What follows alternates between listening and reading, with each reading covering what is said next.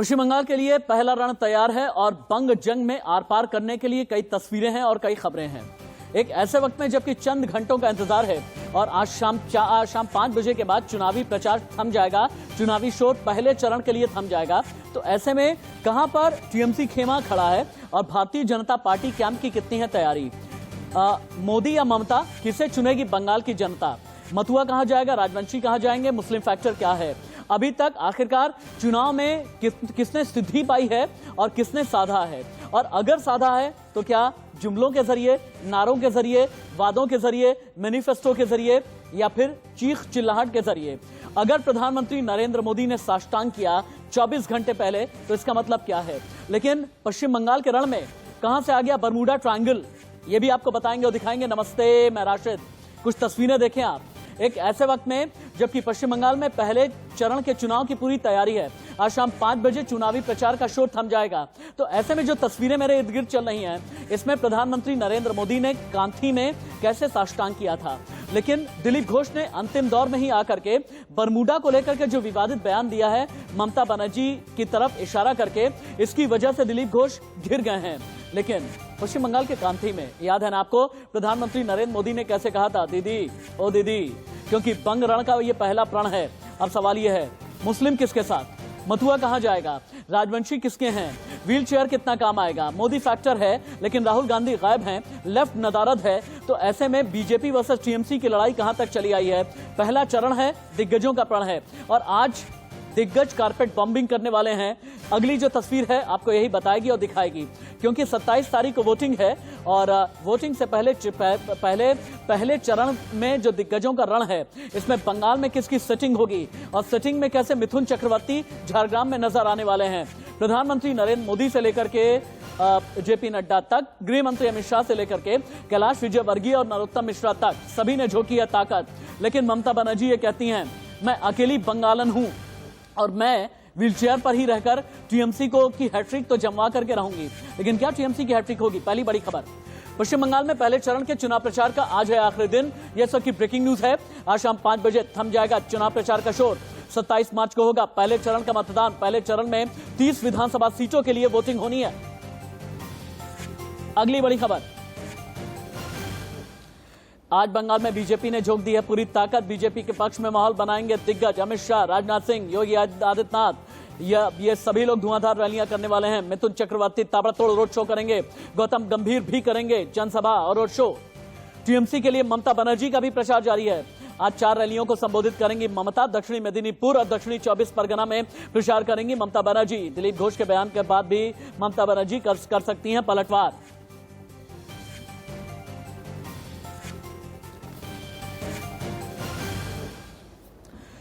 लेकिन पहले चरण के रण से पहले ये बरमूडा कहां से आ गया? दिलीप घोष ने इतना विवादित बयान क्यों दे दिया और विवादित बयान भारतीय जनता पार्टी को नुकसान पहुंचाएगा क्या?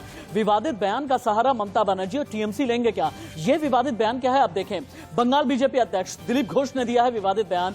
ममता के प्लास्टर पर बोले दिलीप घोष, अगर पैर दिखाना है तो साड़ी की जगह बरमूडा पहन लें।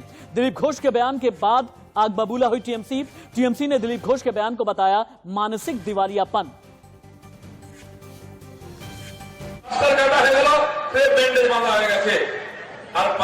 সবাইকে দেখাচ্ছেন শাড়ি পরে আছেন, একটা পা ঢাকা একটা খোলা, এরকম শাড়ি পরতে দেখিনি। যদি পাটা বার করে রাখেন শাড়ি কেন বারমুড়া করতে পারেন, তাহলে পরিষ্কার দেখা যায়। কত নাটক দেখবো। मुख्यमंत्री कौन होगा वो तो बाद की बात है, 2 मई का बात तय होगा, उसका अधिकार मेरे हाथ में नहीं है। लेकिन 200 सीट लेकर के भारतीय जनता पार्टी बंगाल में सरकार बनाएगी, इसमें कोई शक नहीं है। इसी लक्ष्य को लेकर के हमारे लाखों कार्यकर्ता पिछले 5 साल से काम कर रहे हैं। उस हिसाब से हमारी सीट और भी ज्यादा आ सकती है, ऐसा हमें लग रहा है। और हम लगभग, जैसे हमारे गृह मंत्री जी ने पहली बार आज से 6 महीने कहा था कि 200 से ज्यादा पार करेंगे, तो हम उसके आसपास पहुंचेंगे। ममता बनर्जी की जो तुष्टिकरण राजनीति, उसके खिलाफ चुनाव होगा और बेरोजगार नौजवान किसानों ने भाजपा के पक्ष में वोट करेगा। ये व्यक्ति इंडिविजुअल शुभेंदु का लड़ाई नहीं है, ये पूरा सिस्टम के खिलाफ लड़ाई और भाजपा की लड़ाई। तो पहला रण तैयार है, बंग जंग में आर पार है और आर पार की इस लड़ाई में भारतीय जनता पार्टी कहां पर है और टीएमसी कहां पर आकर के खड़ी है। यासिर जिलानी प्रवक्ता बीजेपी मेरे साथ में हैं, संजय चक्रवर्ती टीएमसी का रिप्रेजेंटेशन कर रहे हैं मेरी डिबेट में, सुनीत चोपड़ा बहुत वरिष्ठ नेता हैं सीपीआई के, प्रेम कुमार जी देश के जाने माने पॉलिटिकल एनालिस्ट हैं, धनंजय गिरी आप भी राजनीतिक विश्लेषक हैं। बहुत शुक्रिया आप सभी का बेशकीमती 1 घंटा मेरी डिबेट के लिए और मेरी टीम के लिए देने के लिए। यासिर जिलानी, पहला सवाल आपसे है, प्रधानमंत्री नरेंद्र मोदी ने ममता बनर्जी को घेरा, गृहमंत्री अमित शाह ने घेरा, कैलाश विजयवर्गीय ने घेरा, नरोत्तम मिश्रा ने घेरा, कटमनी पर घेरा और न जाने कितने इश्यूज पर आप लोगों ने घेरा। लेकिन पहले चरण का रण जब शुरू होने वाला था चंद घंटे पहले ही, अगर दिलीप घोष ने यह कह दिया कि अगर पांव दिखाने हैं तो बरमूडा पहनने दी थी, इस तरह से एक ऐसा बयान जिसमें वाकई में मानसिक दिवालियापन है, इसे लेकर के बीजेपी की सोच क्या है? दिलीप घोष ने किस सोच के साथ में यह बयान दिया है?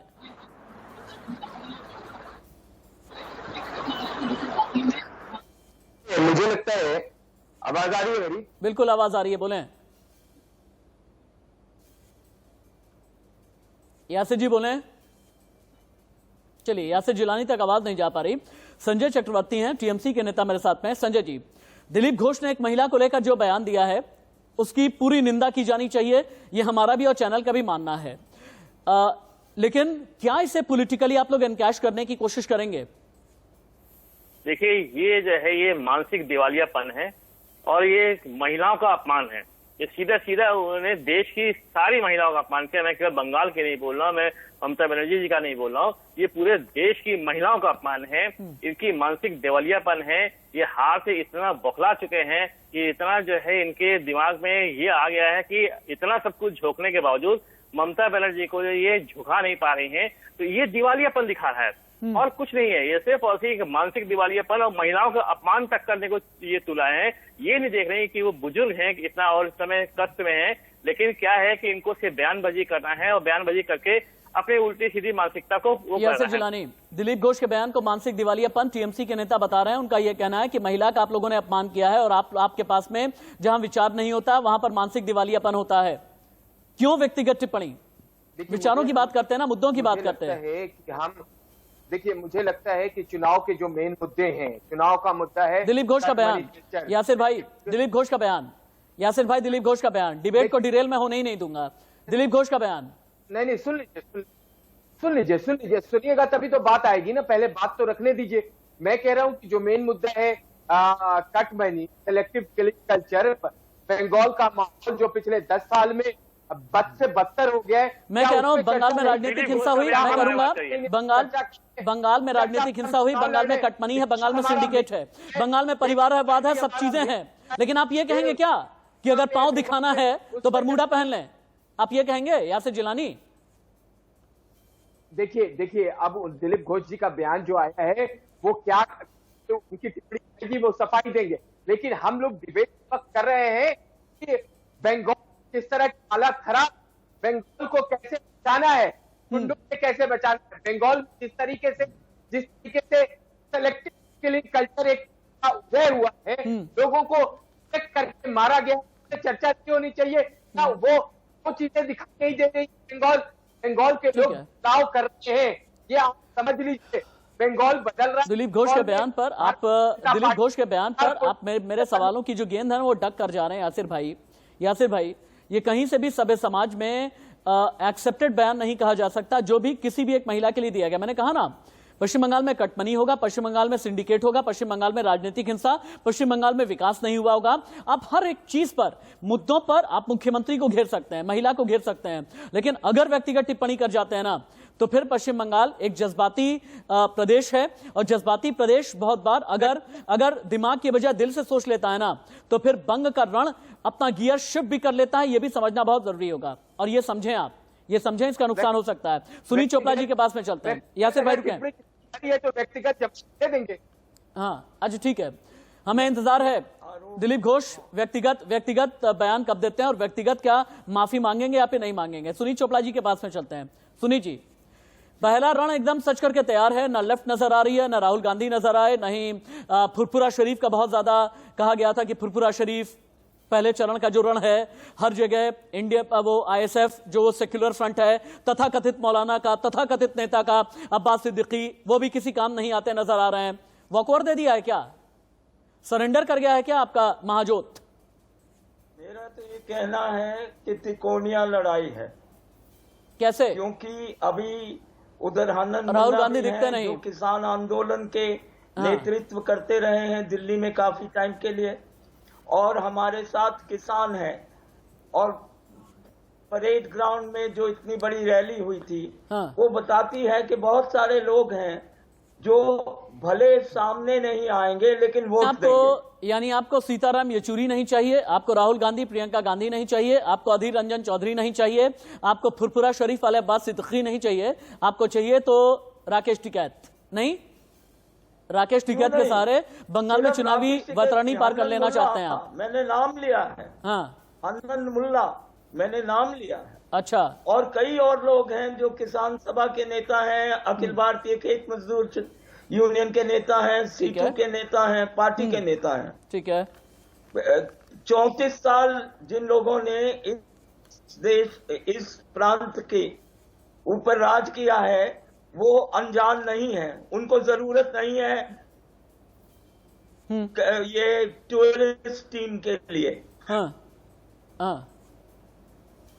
एक तरीके से जंगल बना दिया था, वो जंगल पहले ममता बनर्जी ने खत्म किया और उसी जंगल को आगे बढ़ाते हुए ममता बनर्जी का इस बार खात्मा हो जाएगा। अच्छा, आप ये कह रहे हैं कि ममता बनर्जी का इस बार खात्मा हो जाएगा? प्रेम कुमार जी, ममता प्रेम कुमार जी, अब पश्चिम बंगाल में, हाँ ठीक है, ठीक है, अब पश्चिम बंगाल में 48 घंटे से भी कम समय रह गया है जब पहले चरण के लिए वोटिंग की जाएगी। आपको क्या लगता है पश्चिम बंगाल में क्या चलने वाला है? क्या पश्चिम बंगाल में कटमनी चलेगा, जय श्री राम चलेगा, दुर्गा चलेगा, किसानों का मुद्दा चलेगा, सीए चलेगा, एनआरसी चलेगा, हिंदू मुसलमान चलेगा, मथुआ चलेगा, राजवंशी चलेगा? क्या चलने वाला है बंगाल में? बहुत चीजें चलेंगी। प्रेम कुमार जी, प्रेम जी सवाल है मेरा। पश्चिम बंगाल में जो चुनाव है जी, पश्चिम बंगाल में 8 चरणों में चुनाव होने वाला है। हाँ। और 8 चरणों में आप ये समझिए 3 अप्रैल आते आते बाकी जो 5 राज्यों में चुनाव हैं, बाकी राज्यों में वहां चुनाव खत्म हो चुके होंगे। उसके बाद एक नई रणनीति भी दिखेगी जो अब तक नहीं दिखी है।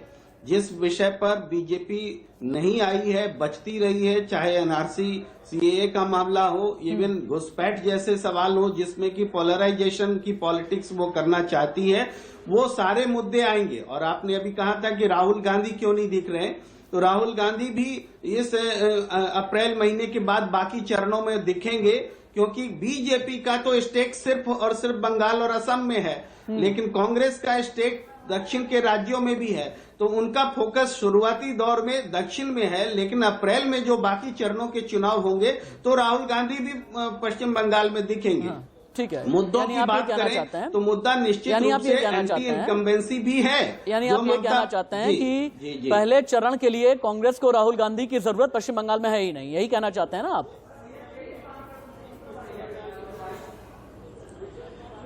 प्राथमिकता इन्होंने तय की है। अच्छा। और उस प्राथमिकता में उन्होंने पश्चिम बंगाल के अलावा दूसरे प्रदेशों में फोकस किया है। ये मैं साफ तौर पर कह रहा हूं। और जो पहला, दूसरा, तीसरा चरण होगा उसके बाद से कांग्रेस का फोकस पूरी तरीके से पश्चिम बंगाल पर होगा और बीजेपी का भी वही होने वाला है। और मैंने मुद्दों की बात की कि मुद्दों जो हैं, जो पोलराइजेशन के लिए मुद्दे बीजेपी उछालती है वो अभी बच रही है। जब असम में चुनाव हो जाएगा तब उनको घुसपैठिए भी याद आएंगे, तब एनआरसी सीएए भी याद आएंगे, जो अभी उससे बच रहे हैं। वो मैं कह रहा हूँ। अच्छा, यासिर जिलानी, आपसे ये सवाल किया जाएगा कि क्या असम के चुनाव के बाद सीए और एनआरसी को लेकर के आप लोग और भी ज्यादा पश्चिम बंगाल के अंदर अग्रेसिव होने वाले हैं? क्योंकि अभी आप लोग सीए और एनआरसी से पश्चिम बंगाल के अंदर बच रहे हैं क्योंकि आपको ये लगता है कि असम में कहीं इसका नुकसान ना हो जाए। लेकिन धनंजय गिरी, खेला होबे या खेला शेष? 2 मई दीदी गई, आछे या फिर जाछे?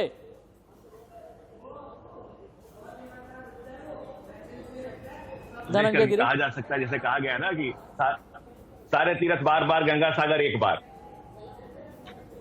हाँ, सारे तीर्थ बार बार, गंगा सागर एक बार। हाँ। सारी पार्टियां बार बार, भारतीय जनता पार्टी एक बार। बंगाल का मूड यही लग रहा है। बंगाल को न मास्क चाहिए, न ममता चाहिए, न कॉमरेड चाहिए, न तोड़ मरोड़ कांग्रेस चाहिए। बंगाल को सिर्फ भाजपा चाहिए, भारतीय जनता पार्टी चाहिए। क्यों चाहिए? लगभग 150 साल बाद ऐसा हुआ है। जिस तरह से जब नरेंद्र पहुंचे रामकृष्ण परमहंस के पास तो उन्होंने कहा कि आओ नरेंद्र, मैं कब से तुम्हारी प्रतीक्षा कर रहा था। उसी तरह से बंगाल आज नरेंद्र की प्रतीक्षा कर रहा था। नरेंद्र मोदी वहां पहुंचे हैं और बंगाल को नरेंद्र चाहिए। अरे कारण यह है धनंजय कि गिरी जो जी, दीदी आपने कहती तो है कि- स्वामी विवेकानंद से प्रधानमंत्री का नाम जोड़ दिया। आपने तो एक अलग एंगल ही ले लिया। यहाँ पर तो बंगाली अस्मिता के साथ में जोड़ करके देखा जाता था, लेकिन आपने स्वामी विवेकानंद को बंगाली प्रधानमंत्री अस्मिता का इससे नरेंद्र बड़ा मोदी क्या हो सकता है प्रधानमंत्री के कि साथ में बंगाल हाँ। में ये वही बंगाल है जिस बंगाल की अनुशीलन समिति ने संघ के फाउंडर, संघ के संस्थापक डॉक्टर हेगड़ेवार को गढ़ा। ये वही बंगाल है जिसकी सारगाछी में गुरुजी की साधना हुई और जहां उन्होंने दीक्षा पाई। ये वही बंगाल है जहां की माटी में डॉक्टर श्यामा प्रसाद मुखर्जी पले बढ़े। और ये वही पूरा- बंगाल है जहां के पूरा कांथी में शुरुआत पहुंच करके बंगाल से। प्रधानमंत्री नरेंद्र मोदी ने ममता बनर्जी के लिए ये कह दिया कि ममता के पाप का घड़ा भर गया है। संजय चक्रवर्ती जी, क्या वाकई में 10 साल में इतने पाप हो गए कि प्रधानमंत्री को अगर कांथी में ममता कहना पड़ा अगर कि पाप ममता का ये घड़ा भर कहती गया? है, अगर मैं ये देखिए, अगर पहली बात तो ममता मुझे जी अभी तक किसी अगर ममता जी ये पैनलिस्ट को कहती पूरी है कि मैं आवाज सुबह सुनाई दुर्गा पड़ी है। चालीसा मैं बार-बार दुर्गा बोल रहा हूं कि 5 बजे से पैनलिस्ट की निकलती हूँ आवाज सुनाई और पड़ी है। दुर्गा मैं जवाब पुलिस देता के हूं। अफसर एक एक करके पहली तीन चार लोग एक साथ नहीं बोलेंगे। नहीं नहीं नहीं नहीं पहले चीज मुझे तीन चार लोग एक साथ कुछ नहीं। नहीं बोल तीन रहा था चार क्योंकि मुझे कुछ सुनाई नहीं पड़ रहा था। संजय चक्रवर्ती जी बोलेंगे, संजय जी बोलेंगे। नहीं सुनील जी रुक जाइए, सुनील जी आप रुक जाइए, सुनील जी रुक जाइए। हाँ सुनील जी रुक जाइए, सुनील जी रुक जाइए। संजय जी बोलेंगे, संजय जी बोलेंगे। सारी आवाज नीचे, संजय जी बोलेंगे। संजय जी बोलें। पहली बात तो ये है कि अगर जो ये इल्जाम लगा रहे हैं, जो आप बता रहे हैं कि ये इल्जाम लगा रहे हैं हाँ। कि ये भ्रष्टाचार और ये सब के बारे में, मैं इनसे ही एक क्वेश्चन पूछा। 2014 में ये भ्रष्टाचार के मामले ही में लेकर के उठा करके ढंडोरा पीट करके ही आए थे। 2G 4G सब घोटाले और कोयला घोटाला, ये घोटाला एक आदमी का बता दीजिए कि जिन्होंने जेल के अंदर किया इन्होंने, क्योंकि ये एक ढंडोरा पीटने वाली एक जुमलेबाज पार्टी है। सिर्फ और सिर्फ यासिर जिलानी, आप ढिंडोरा पीटने वाली जुमलेबाज पार्टी हैं आप। आप जुमलेबाज हैं यासिर जिलानी। यासिर जिलानी, जिस क्षेत्र में जाते हैं वहां पे ढंडोरा पीट पीट के पहले से 6 महीने पहले से ये माहौल बनाना शुरू करते हैं और वहां पे पूरी तरीके से एक ऐसा एटमॉस्फेयर क्रिएट करते हैं कि भाजपा की लहर बह रही है, भाजपा का एकदम बहती गंगा बह रही है, एक लहर बनाते हैं। और जब इलेक्शन हो जाता है तो उसके बाद ये भ्रष्टाचार का मुद्दा करके लोगों को बरगलाने की कोशिश करते हैं। ठीक है ना। पहली चीज, इनके पास इस समय कार्यकर्ताओं का इतना टोटा पड़ा हुआ है कि इनको एमएलए सीट के लिए अभी तक ये पूरे 294 सीटों के ऐलान तक नहीं कर पाए। 4 एमपी को उन्होंने इलेक्शन में उतार दिया है। मैं इनसे एक बात पूछना चाहता हूँ, ये 4 एमपी अगर एमएलए बन गए तो क्या वो विधायक रहेंगे या सांसद बनेंगे? अगर वो सांसद से इस्तीफा देते हैं तो ये लोकसभा का जो 4 चुनाव होगा उसका कौन पैसा भरेगा? ये जनता की गाड़ी कमाई से दोबारा इलेक्शन करवा रहे हैं।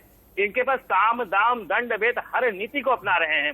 ये पूरे देश भर से, खासकर बंगाली कार्यकर्ताओं को, पूरे देश में इनकी जो बंगाली कार्यकर्ता है उनको बंगाल में बुला रहे हैं। और वहां से ये जो भीड़ दिख रहा है ना आपको, ये भीड़ लोकल भीड़ नहीं है, ये बंगाल की भीड़ नहीं है, ये बाहर से बुलाए गए कार्यकर्ता जो 2 महीने से वहां पे टिके हुए हैं, वो हर रैली पे जाकर के शामिल हो जाते हैं।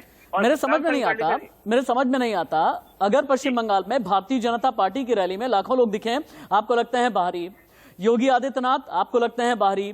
योगी आदित्यनाथ जैसों से आप लोगों को डर लगने लगता है? चुनाव आयोग आप चले जाते हैं, शुभेंदु अधिकारी अगर नंदीग्राम में होते हैं तो आपको ये लगता है? पूरे देश भर से बंगाली कार्यकर्ता बुलाया गया। आप जो इसको जांच कराइए कि जितने होटल रेस्टोरेंट आपके जो है गेस्ट हाउस वगैरह हैं वो सब फुल है, 2 महीने तक के लिए फुल कर रखा हुआ है, क्योंकि इनको लोकल भीड़ नहीं मिल रही है, लोकल सपोर्ट नहीं है। यासिर जिलानी आपको लोकल भीड़ नहीं मिल रही है और इसी वजह से बाहर से आप लोग बुला रहे हैं, ये कहना है। और आप हिंदुत्व के फायर ब्रांड के तौर पर जब योगी आदित्यनाथ को भेजें तभी इन्हें डर लग जाता है। शुभेंदु अधिकारी अगर नंदीग्राम में लोगों को लेकर के आए तो टीएमसी को लगता है कि ये लोग गुंडे हैं। हाँ यासिर भाई बोले। थोड़ी आवाज कम आ रही है, मुझे भी थोड़ा ब्रेक हो रहा है। मैं गुवाहाटी से भी सुदूर इलाके कोकराझार में बैठ के आपके साथ कनेक्ट हुआ हूं। मैं आपको बता दूं, जिस तरीके से बंगाल में उत्साह का माहौल है, जिस तरीके से बंगाल के लोग एक परिवर्तन को देख रहे हैं, एक सोनार बंगला का सपना उनका पूरा होते हुए दिख रहा है, तो ये लोग हाशिए पे जा चुके हैं। इनके पास देख रहे हैं 2024 नहीं गया है कहने के लिए। इस वक्त ठीक है। 2024 का जो चुनाव होगा, लोकसभा का चुनाव होगा, बिना तृणमूल कांग्रेस के बिना सरकार नहीं बनेगी। बंगाल के लोग वहां तक का देख रहे हैं, बंगाल के लोग बहुत आगे तक का देखते हैं, और यही वजह से ममता बनर्जी दोबारा हैट्रिक जरूर करेगी। इस बार फिर से हैट्रिक करने वाली है, 205 सीट लेकर के आने वाली है। हो चुके हैं, इनको एहसास हो चुका है कि बंगाल का दीदी के हाथ से निकल गया है, क्योंकि इन्होंने 10 साल में बंगाल के लोगों के साथ भारतीय जनता पार्टी को ये लगता है कि बंगाल दीदी के हाथ से निकल गया है। बंगाल में बीजेपी कैसे लोकसभा में बढ़ी और कैसे विधानसभा में बढ़ी, एक बार देख लेते हैं। बंगाल में बीजेपी लोकसभा में कैसे बढ़ी और वोट शेयर कैसे बढ़ता चला गया। 2014 और 2019 दोनों का ही आंकड़ा हमने निकाला है, और कितने परसेंटेज की आखिरकार बढ़त है ये भी आप देखें। लोकसभा चुनाव का डेटा हम दिखा रहे हैं आपको। 2014 में लगभग 17.02% वोट थे, और 2019 में बढ़कर के 40.64% वोट हो गए भारतीय जनता पार्टी के। यानी बढ़त के हिसाब से अगर आप देखेंगे ना, 138% की बढ़त हुई है। लेकिन बंगाल में बीजेपी का बढ़ता वोट शेयर अगर विधानसभा के लिहाज से आप देखेंगे तो यह भी वाकई में चौंकाने वाला आंकड़ा है, जो इंडिकेशन पहले ही देने लगा था 2016 में विधानसभा में और 2019 के लोकसभा में। उसके बाद रिजल्ट नजर आए। 2011 में भारतीय जनता पार्टी का वोट शेयर विधानसभा चुनाव में था 4.06%। 5 साल के बाद 2016 में बढ़कर के 10.16% हो गया। बढ़त के हिसाब से अगर आप देखते हैं 150% की यह बढ़त थी, और इसी बढ़त को अब सीट शेयर में कन्वर्ट करना चाहती है भारतीय जनता पार्टी। लेकिन बंगाल में कितने चुनावी जुमले चले हैं, अब आप अगला देखें। बंगाल में चुनावी जुमलों की एक पूरी कहानी होती है। नारे हों, जुमले हों, या शब्द कहे जाएं या शब्द गढ़े जाएं। टोलाबाजी कटमनी, बरमूडा व्हीलचेयर, जय श्री राम दुर्गा, चंडी पाठ कलमा, सिंडिकेट परिवारवाद, सीए एनआरसी, बाहरी बनाम बंगाली, ये है चुनावी जुमला। प्रेम कुमार जी के पास में जाना जरूरी है। प्रेम कुमार जी, पश्चिम बंगाल में चुनावी जुमले कितने काम आते हैं? नारों के जरिए क्या वाकई में चुनाव जीते जाते हैं या फिर नहीं? ऐसे जो शब्द होते हैं, अग्रेसिव जो शब्द होते हैं या इंटरेस्टिंग जो शब्द होते हैं, इनके जरिए रेटोरिक क्रिएट करके क्या गेम चेंजर ये साबित होते हैं चुनावों में?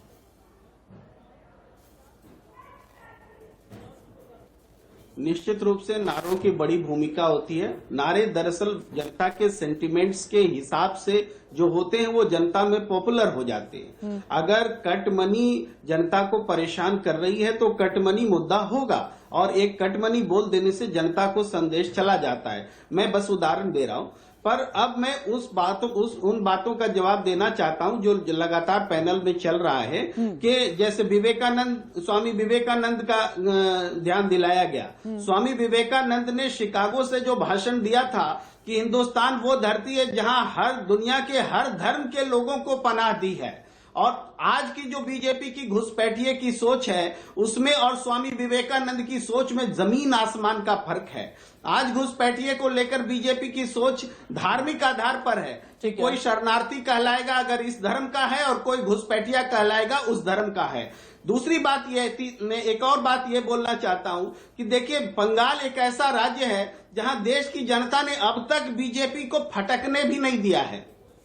टीएमसी, ममता बनर्जी और बीजेपी ने मिलकर चुनाव लड़ा था 2006 में, लेकिन उसके बावजूद ममता बनर्जी नहीं राजनीति में उभर कर आ पाई। जब उन्होंने बीजेपी का साथ छोड़ा तब जनता ने उनको एक्सेप्ट किया, और आपने भी लगातार जो वोट प्रतिशत के आंकड़े दिखलाए हैं, आप देखिए लोकसभा चुनाव 2014 में उनको जो वोट मिला और विधानसभा में लगभग 7 से 8% का फर्क था। और अभी भी हिंदुस्तान में जहां कहीं भी लोकसभा में चुनाव हुए हैं उसके मुकाबले विधानसभा में किसी का वोट प्रतिशत बढ़ जाए, एक तो ऐसा नहीं होता। और दूसरा ये है कि लोग जो बीजेपी का जो पूरा प्रोपेगेंडा टीम चल रही है, जो तमाम तरह के पूर्वानुमानों को आप देखें तो एक भाव क्रिएट करने की कोशिश की गई है कि बीजेपी और टीएमसी में ही मुकाबला है।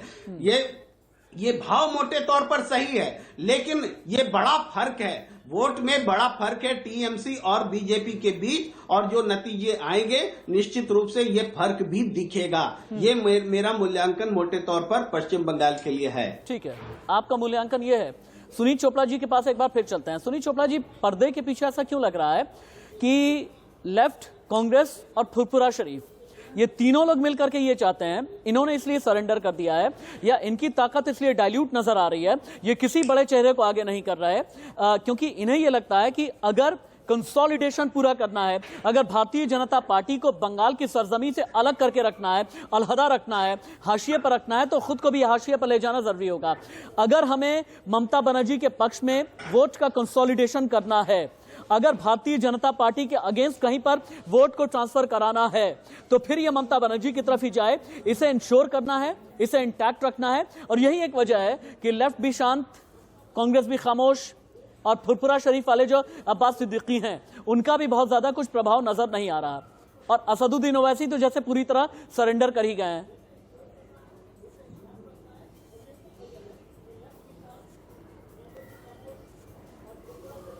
सुनील चोपड़ा जी। मेरा तो ये कहना है कि लेफ्ट और जो महागठबंधन है उनका, वो आगे बढ़ेगा और लगातार बढ़ता जाएगा। जिन लोगों ने 34 साल राइट नहीं होने दी, बीजेपी का रिकॉर्ड क्या रहा है? श्यामा प्रसाद मुखर्जी फजलुल हक की सरकार में थे, और कलकत्ता राइट क्या थी हम सब जानते हैं। हमारा ये कहना है कि शांति चाहिए, वोटिंग पीसफुली होनी चाहिए, और जो क्रिमिनल से बाहर से लाए हैं उनको बंद कर दिया जाना चाहिए। ईसी को रिपोर्ट जा चुकी है कि बीजेपी क्रिमिनल्स ला रही है, और हमने देखा है कि जो शुभेंदु की रैलीज हैं वो लेफ्ट की रैली से भी कम है। बीजेपी तीसरे नंबर पे आएगी, मैं अभी से कह सकता हूं। ठीक है, आप कहते हैं बीजेपी तीसरे नंबर पर आएगी। संजय चक्रवर्ती जी, संजय जी आगे बढ़ूं से पहले ममता बनर्जी की हेल्थ एक बार पूछना चाहूंगा। प्लास्टर कब निकलने वाला है? देखिए, ये तो डॉक्टर का काम है। ये फिर भी आप लोगों को पता होगा, आप टीएमसी के नेता हैं, इसीलिए जानना चाह रहा हूं मैं, क्योंकि बीजेपी वालों को यह लगता है कि व्हीलचेयर के जरिए ये एक चुनावी एजेंडा है, और व्हीलचेयर को ममता बनर्जी ने अपना मास्टर स्ट्रोक समझ लिया है, और यही मास्टर स्ट्रोक टीएमसी के लिए खेला कर देगा। इस तरह की बातें भी की जाती हैं। इनके पास असल बात ना विकास का कोई मुद्दा है ही नहीं है। ये विकास के मुद्दे से ये बिल्कुल भटक चुके हैं, क्योंकि इनके पास, मैं आपको बताऊं, कि 6 साल का अटल बिहारी वाजपेयी जी की सरकार थी और 7 साल से मोदी जी की सरकार थी। मैं इनसे सिर्फ इतना पूछना चाहता हूँ इनके प्रवक्ता से कि इन 13 सालों में कोई 5 बंगाल के लिए कोई 5 बड़ा काम करके दिखाया है, तो ये बता दे। ये बता ही नहीं सकते, क्योंकि ऐसा कुछ किया नहीं। और सोनार बांग्ला ये जुमला, फिर से जुमला नया लेकर के सोनार बांग्ला बना देंगे। अरे पूरे देश में किसको सोना बनाया? पहले ये तो बता दे, किस राज्य को उन्होंने सोना बना के दिया हुआ है कि ये सोना का बांग्ला बना देंगे। सिर्फ और सिर्फ एक सोनार बांग्ला का एक शब्द दौड़ दिया है, सोनार बांग्ला बना देंगे, सोनार बांग्ला बना देंगे। गृह मंत्री अमित शाह कहते हैं, गृह मंत्री अमित शाह ने कहा है कि पैसे का हिसाब मत मांगना, सोनार बांग्ला हम बनाएंगे, सोनार बांग्ला हम बनाएंगे। बनिया आदमी हूँ, पैसे का हिसाब कैसे करना है मैं जानता हूँ, वो तो पता है, बोला उन्होंने। नहीं, वो अडानी और अंबानी से ज्यादा इससे, और इनसे कौन ज्यादा जान सकता है कि कैसे पैसे के हिसाब मांग सकता है, किस तरीके से। किसी एक आदमी पूरे देश को बर्बाद कर दिया, पूरे देश को ये देश खा रहे हैं, और सिर्फ एक ही इनका लक्ष्य है, डिवाइड एंड रूल, बांटो और राज करो, बांटो और राज करो। हिंदू और मुसलमान में आपस में जो है ये भेदभाव पैदा करा करके इनका ये सारे जुमलेबाजी जो है, अब ये बंगाल की जनता बहुत समझदार जनता है, इसको बेवकूफ नहीं बनाया जा सकता। इसलिए जब एक इतनी नीचे हरकत ये आ गए हैं कि अगर ये नारी का अपमान कर सकते हैं, तो ये क्या कर सकते हैं आप कुछ समझ सकते हैं। मैंने इसके पहले भी किसी डिबेट में मैंने बताया था कि ये अभी जो है, ये अभी हिंदू मुस्लिम का नारा लगा करके ये मंदिर और मस्जिद में लेकर के आ गए हैं। अब कुछ दिनों के बाद आप देखिएगा, ये घर के अंदर घुसेंगे, आपसे बोलेंगे आप क्या खाना खाएंगे, आपसे ये बोलेंगे क्या आप पहनेंगे, ये आपसे बोलेंगे आपको कहाँ जाना है, कहाँ नहीं जाना है। ये आगे चल के आपको मिलेगा ही है, क्योंकि ये जिस पथ पे बढ़ रहे हैं, ये यही पथ है। आज उन्होंने पूरे देश के 50% नारियों का अपमान किया है। ये सिर्फ एक किसी ममता जी का अपमान नहीं है, ये पूरे देश के नारियों का अपमान है। एक घायल यासिर जिलानी का अपमान किया है। कहते हैं कि इलेक्शन 2 चीजों से लड़ा जाता है। एक मिनट रुके, संजय भाई रुके, संजय जी रुके, यासिर भाई के पास जाता हूं। यासिर भाई, इलेक्शन 2 चीजों से लड़ा जाता है, एक होता है इलेक्शन मैनेजमेंट और अगला होता है इलेक्शन पैकेजिंग। आपको लगता नहीं कि जबान पर भले ही सोनार बांग्ला की बात की जाती है, असोल परिवर्तन की बात की जाती है, दीदी जाचे बीजेपी जाचे आछे वाली बात की जाती है, लेकिन आपकी असल में इलेक्शन पैकेजिंग में हिंदू मुसलमान है, आपकी इलेक्शन पैकेजिंग में जय श्री राम है, आपकी इलेक्शन पैकेजिंग में ममता बनर्जी के खिलाफ एक डर है, आपकी इलेक्शन पैकेजिंग में ममता बनर्जी पर व्यक्तिगत टिप्पणियां हैं। और पश्चिम बंगाल वो राज्य है जो अपनी अस्मिता के बारे में सोचता बहुत है। पश्चिम बंगाल वो राज्य है जो अपनी साझा विरासत के बारे में सोचता बहुत है। पश्चिम बंगाल वो राज्य है जो दिमाग से कहीं ज्यादा दिल से सोचा करता है, और इलेक्शन पैकेजिंग में अगर उसे हिंदू मुसलमान दिखा तो आपको खारिज भी किया जा सकता है। राशिद भाई, आपका सवाल हो गया तो जवाब सुन लीजिए। देखिए, आप भी चक्रवर्ती और जो हमारे दिल्ली वाले पैनलिस्ट हैं उनके आप लगता है चक्रव्यूह में फंस गए। आप तो बड़े संजीदगी के साथ आपकी पत्रकारिता जानी जाती है, बड़ी रिसर्च के साथ आप अपनी पत्रकारिता करते हैं। बंगाल को आप बदलते हुए देख रहे हैं, बंगाल बदल रहा है। चुनार बंगला का जो सपना है वो पूर्ण रूप से सच हो रहा है। बंगाल की जो सबसे बड़ी बात इस वक्त बताऊं मैं आपको, क्योंकि सुनील चोपड़ा जैसे लोग बंगाल को जिन लोगों ने बर्बाद की, वो बुद्धदेव भट्टाचार्य के कार्यकाल पे चर्चा नहीं करेंगे, वो जीडी वासु के कार्यकाल पे चर्चा नहीं करेंगे, जहां पे बंगाल में जंगल, उसके बाद ममता बनर्जी के 10 साल बदलाव के लिए ममता बनर्जी ने अपमान किया, और बंगाल की अस्मिता की रक्षा करने वाले जो बंगाली बंधु हैं उन्होंने ममता दीदी को मौका दिया, लेकिन ममता दीदी ने उस मौका को गवा के वही वो पूर्ण रूप से उनका चाल चलन और जो चेहरा था वो वामपंथी विचारधारा के तर्ज पे चलने लगा। तब जाके, हालांकि आप ये जो 3 शब्द का इस्तेमाल कर रहे हैं ना, चाल, चरित्र और चेहरा, आपने जिन 3 शब्दों का इस्तेमाल किया ना यासिर भाई, चाल, चरित्र और चेहरा, ये भारतीय जनता पार्टी के साथ में जुड़ा हुआ है। अगला सवाल मैं इससे पहले कि धनंजय गिरी से करूं, इसी आपकी ही बात लेकर के मैं जाऊंगा। धनंजय गिरी जो कि राजनीतिक विश्लेषक हैं और बीजेपी समर्थक भी हैं, उनके पास में हम जाएंगे। और इसके अलावा पश्चिम बंगाल की बड़ी खबरें क्या हैं, आज सियासत की कारपेट बॉम्बिंग में भारतीय जनता पार्टी की तरफ से क्या होने जा रहा है, ममता बनर्जी की चुनावी रणनीति अंतिम समय में क्या है, व्हील चेयर वाला दांव कितना काम आएगा, और अगर ममता बनर्जी के लिए प्रधानमंत्री नरेंद्र मोदी ने दीदी ओ दीदी अलग अंदाज में कहा है, इसके मायने क्या है, आगे बात करेंगे। लेकिन उससे पहले हेडलाइंस के प्रस्तुत करता है इंदिरा IVF निसंतानता एवं टेस्ट ट्यूब बेबी केंद्र, सह प्रायोजक है पेट सफा आयुर्वेदिक चूर्ण, पेट सफा तो हर रोग दफा। बंगाल में पहले चरण के लिए आज थम जाएगा चुनाव प्रचार, बीजेपी ने झोंकी ताकत, अमित शाह, राजनाथ, यूपी के सीएम योगी समेत कई दिग्गज भरेंगे हुंकार, मिथुन चक्रवर्ती झारग्राम में करेंगे शक्ति प्रदर्शन। महाराष्ट्र में अब गृह मंत्री अनिल देशमुख ने सीएम उद्धव को लिखी चिट्ठी, कहा परमबीर सिंह के आरोपों की कराए जांच ताकि दूध का दूध पानी का पानी हो जाए। एंटीलिया केस में निलंबित पुलिस अधिकारी सचिन वाजे की अदालत में पेशी आज, रिमांड बढ़ाने की मांग करेगी एनआईए। वाजे पर यूएपीए के तहत मामला दर्ज, रियाज कादरी बना सरकारी गवाह। लोकसभा के बाद राज्यसभा में भी एनसीटी बिल पास, अब दिल्ली सरकार से ज्यादा ताकतवर होंगे एलजी। आपने कहा केजरीवाल से डर का बिल ले आई केंद्र सरकार। और यूपी में बदमाशों के बुलंद हौसले, आगरा में 2 भाइयों का झगड़ा सुलझाने गए दारोगा की गोली मारकर हत्या, सीएम योगी ने किया 50 लाख मुआवजे का ऐलान।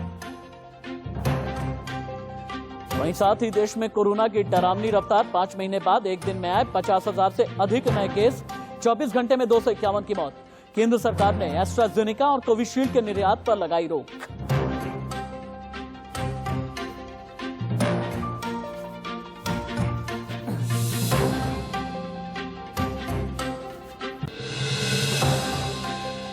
पहला राउंड पूरी तरह तैयार है। बंग जंग में कितना आर पार है, आगे बढ़े उससे पहले इस वक्त की ब्रेकिंग न्यूज, बड़ी खबर। बीजेपी सांसद अर्जुन सिंह ने ममता बनर्जी पर साधा है निशाना, कहा भय दिखाने, बूथ लूटने का खेला करना चाहती हैं ममता, चुनाव आयोग को बंगाल पुलिस पर नियंत्रण रखना होगा, ये अर्जुन सिंह ने कहा है।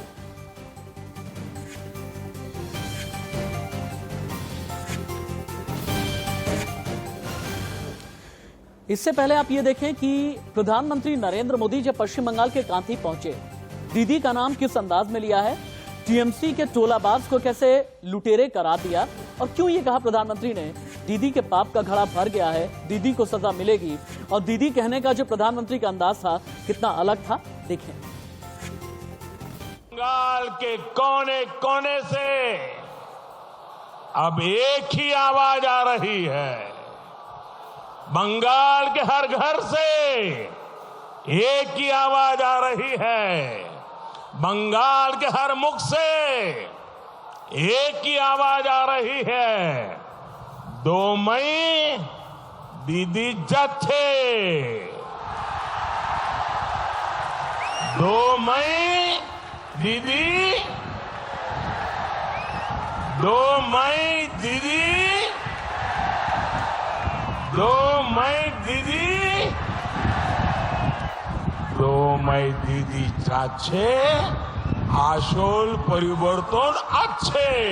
दीदी आजकल मेदिनीपुर में आकर बार बार बहाने बना रही हैं। पहला राउंड पूरी तरह तैयार है। बंग जंग में कितना आर पार है, आगे बढ़े उससे पहले इस वक्त की ब्रेकिंग न्यूज, बड़ी खबर।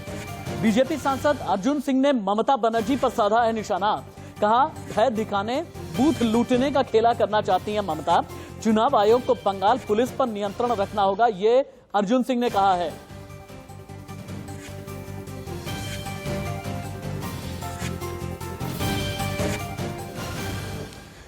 इससे पहले आप ये देखें कि प्रधानमंत्री नरेंद्र मोदी जब पश्चिम बंगाल के कांथी पहुंचे, दीदी का नाम किस अंदाज में लिया है, टीएमसी के टोलाबाज को कैसे लुटेरे करार दिया, और क्यों ये कहा प्रधानमंत्री ने दीदी के पाप का घड़ा भर गया है, दीदी को सजा मिलेगी, और दीदी कहने का जो प्रधानमंत्री का अंदाज था कितना अलग था, देखें।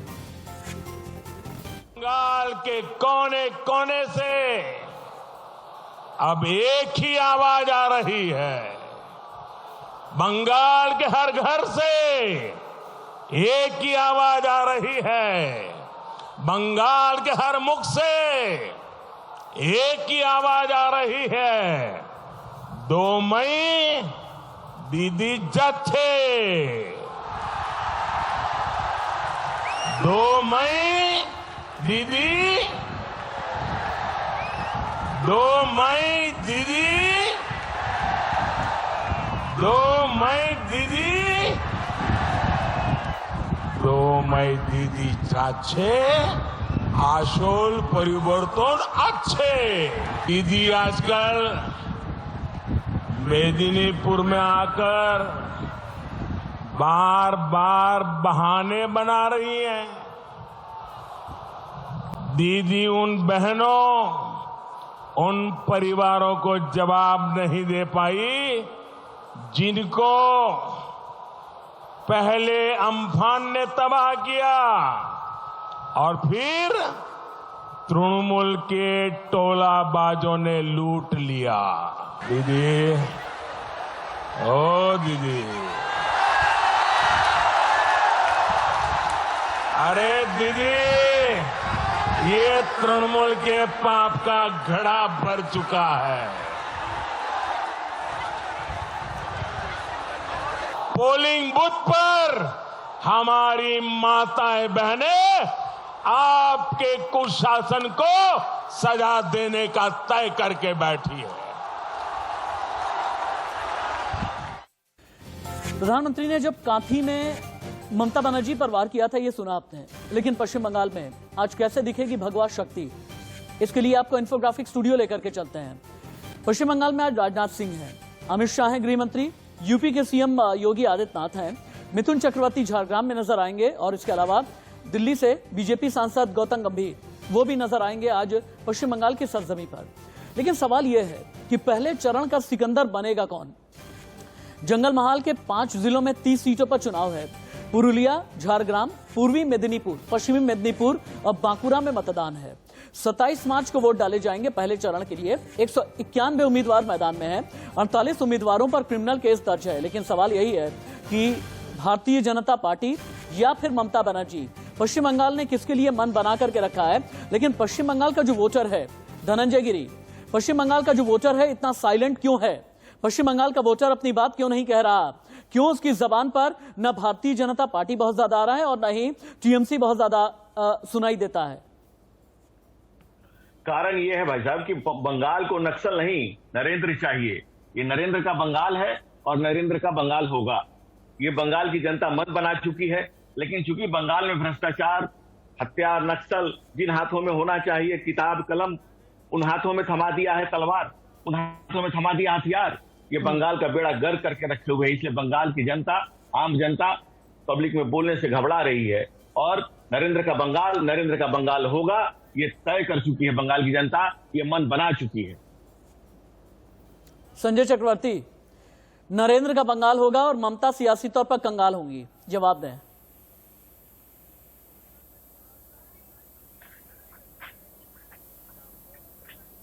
संजय जी, आवाज आ रही है?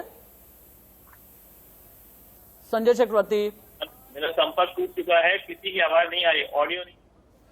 अभी धनंजय गिरी ने ये कहा, अगर आप तक मेरी आवाज आ रही हो, धनंजय गिरी का ये कहना है कि अब नरेंद्र का बंगाल होगा और ममता बनर्जी सियासी तौर पर कंगाल हो जाएंगी।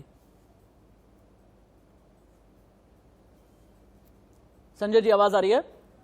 चलिए संजय जी के पास में चलते हैं, लेकिन उससे पहले प्रेम कुमार जी के पास में भी जाना बहुत जरूरी है। प्रेम कुमार जी, ये फेसेस की भी लड़ाई है, चूंकि एक फेस है प्रधानमंत्री नरेंद्र मोदी का सर्व स्वीकार्य, जिनके चेहरे की वजह से 17 राज्यों में एनडीए की सरकार है, लेकिन वही दूसरी तरफ फाइटर दीदी हैं।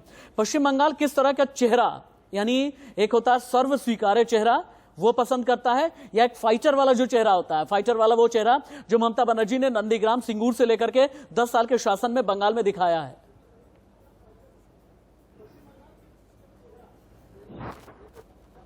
प्रेम कुमार जी, निश्चित रूप से नरेंद्र मोदी जी भी बड़ा चेहरा है और पश्चिम बंगाल की सियासत में ममता बनर्जी कहीं बड़ा चेहरा है। और आज अगर ममता बनर्जी के लिए बीजेपी के बड़े नेता के मुंह से ऐसे अश्लील शब्द निकल रहे हैं, तो इसका कारण भी उस चेहरे का खौफ है। ये वही ममता बनर्जी हैं जो अटल बिहारी वाजपेयी जी की सरकार में मंत्री हुआ करती थी, सम्मानित हुआ करती थी। आज अटल बिहारी वाजपेयी जी के शिष्य, उनके अनुयायी किस तरीके से ममता बनर्जी के लिए अश्लील शब्द बोल रहे हैं, ये भी देखने की बात है। ये उस चेहरे का ही खौफ है। जहां तक नरेंद्र मोदी जी के चेहरे की बात है, तो ये चेहरा है, मगर इसके बावजूद पश्चिम बंगाल की जनता ने पूरे देश के अलग अलग प्रदेशों की तुलना में देखे तो अब तक इस चेहरे को नकारा है, इसको स्वीकारा नहीं है। इसलिए ममता बनर्जी अब भी चेहरे के तौर पर नरेंद्र मोदी पर भारी हैं। ठीक है, आप कहते हैं कि यासिर जिलानी जवाब दें, ममता बनर्जी का चेहरा नरेंद्र मोदी पर भारी है, ऐसा कहना है प्रेम कुमार जी का। अरे प्रेम कुमार जी, तो देखिए कांग्रेस समर्थक प्रेम कुमार जी अश्लील अल्फाजों के जनक जो पार्टी है, जिसके एक नेता ने टंच माल कहा था, उस पे ये किसी तरह की टिप्पणी नहीं कर पाएंगे, ना ये करते हैं। ये इनकी राजनीति का तरीका है, जिसकी वजह से ये आज हाशिए पे पहुंच गए। कांग्रेस का कोई नाम लेवा नहीं बचा। आप बिलीव करिए, जो दिख रहा है, जो बदलाव दिख रहा है बंगाल के अंदर, वो लोगों को एहसास है। लोगों को ये पता चल गया है कि इस बार बंगाल में भारतीय जनता पार्टी की पूर्ण बहुमत से सरकार बन रही है। लोग विकास के ऊपर वोट कर रहे हैं। बार बार ये बात आ रही है कि आज राजनाथ सिंह जी हैं, आज ये नेता हैं, आज अमित शाह हैं, आज माननीय योगी आदित्यनाथ बंगाल में, तो ये लोग भूल जाते हैं कि भारतीय जनता पार्टी के पहले कार्यकर्ता हैं, फिर केंद्रीय मंत्री। दिलीप घोष जी के बयान का आप समर्थन करते हैं जिलानी जी? चुनाव होता है तो बदलाव और परिवर्तन के लिए वो कार्य करता है, कार्य करने का तरीका है। आपकी हिम्मत नहीं होगा। आप शब्द को अश्लील कारों में घूमने वाले कांग्रेसी नेताओं और आप बीजेपी के प्रवक्ता बन के बैठे हैं, इसीलिए तो जीरो हो गए। हमारे नेता हमारे सबसे पहले कार्यकर्ता हैं, हमारे नेता भारतीय जनता पार्टी को रिप्रेजेंट करते हैं, हमारे नेता पहले कार्यकर्ता है, अध्यक्ष है, शक्ति केंद्र प्रमुख है, हमारा नेता मंडल का नेता है, और वो नेता अपने कार्यकर्ताओं के अंदर जागरूक पैदा करने के लिए, उन्हें जागरूक करने के लिए, उन्हें सेंटर से दी हुई जो सीधे बोलिए जिलानी जी, बाहर आए हैं, क्या आपके ममता बनर्जी के लिए कहे गए शब्दों का आप समर्थन करते हैं? क्या उसका विरोध हो चुके हैं पूरी तरीके से?